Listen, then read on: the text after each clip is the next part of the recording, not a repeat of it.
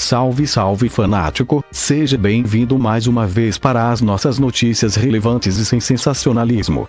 No vídeo de hoje vamos falar sobre o meio-campo Cantilo. Já aproveita e me diga aí quem foi a melhor contratação do Timão em 2020, o meia-atacante Luan ou o volante Victor Cantilo. Vamos falar também sobre ranking de revista espanhola que coloca o zagueiro Bruno Mendes entre os 10 melhores jogadores sub-20 do mundo, além de toda essa treta envolvendo Timão e FIFA. Tudo isso e muito mais fanático, então já deixa aquele like maroto. O meio-campo colombiano Victor Cantilo tem 26 anos, mas nunca havia jogado por um time de fora da Colômbia e era pouco conhecido por aqui. Não demorou para o gringo ganhar a confiança de todos no Timão, torcida, elenco e comissão técnica. Reforço pedido por Thiago Nunes, o volante rapidamente se tornou titular absoluto. A calma e categoria para sair jogando, a precisão nos passes e a capacidade de acertar longos lançamentos foram as primeiras características que impressionaram. A marcação, por outro lado, é um ponto que o jogador ainda precisa evoluir.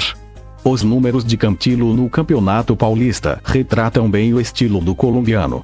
Segundo o FotStats, em 8 jogos foram 8 assistências para finalização e 18 viradas de bola, 14 certas e 4 erradas, média de 2.3, o primeiro do elenco neste quesito.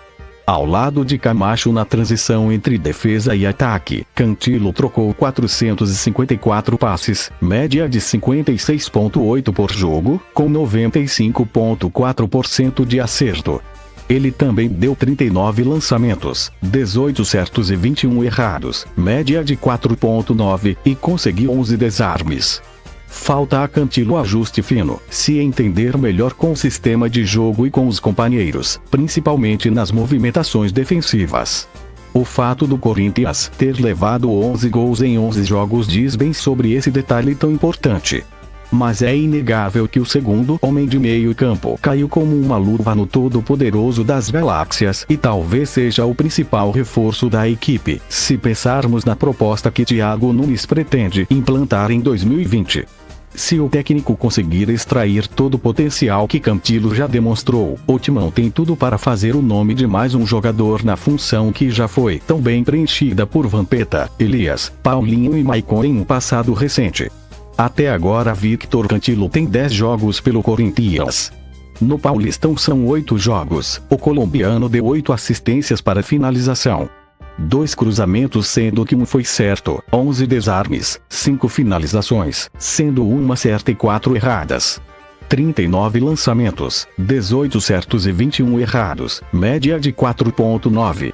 454 passes, média de 56.8, com 95.4% de acerto. Além de 18 viradas de bola, 14 certas e 4 erradas, média de 2.3. Para um time tão desorganizado como o Timão se encontrava, os números do colombiano até que são razoáveis.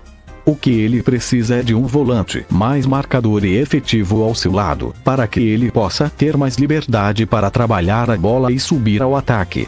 No papel o Timão não tem um time fraco, o que está faltando é raça, dedo na cara e disposição. Porém, com uma diretoria como essa atual, é fácil saber o porquê da tiriça da maioria dos jogadores.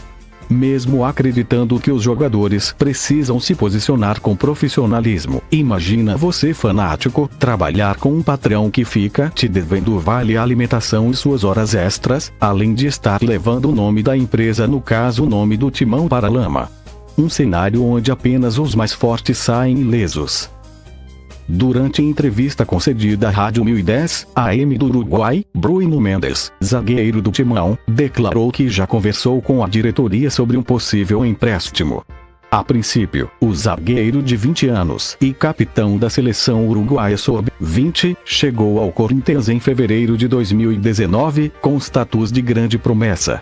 Porém, mesmo com um desempenho de médio para bom nas poucas partidas que participou, Bruno Mendes viu as convocações para a seleção de seu país e a concorrência, que devemos concordar que é fraca na defesa do Corinthians, atrapalharem seus planos de ter uma sequência na equipe titular do Alvinegro Paulista. Apesar disso, Bruno Mendes continua sendo visto como um atleta promissor, uma joia da seleção uruguaia. Ainda mais que o jornal AS, da Espanha, publicou durante o mês de maio uma lista com os 10 melhores jogadores do sub-20 de todo o mundo.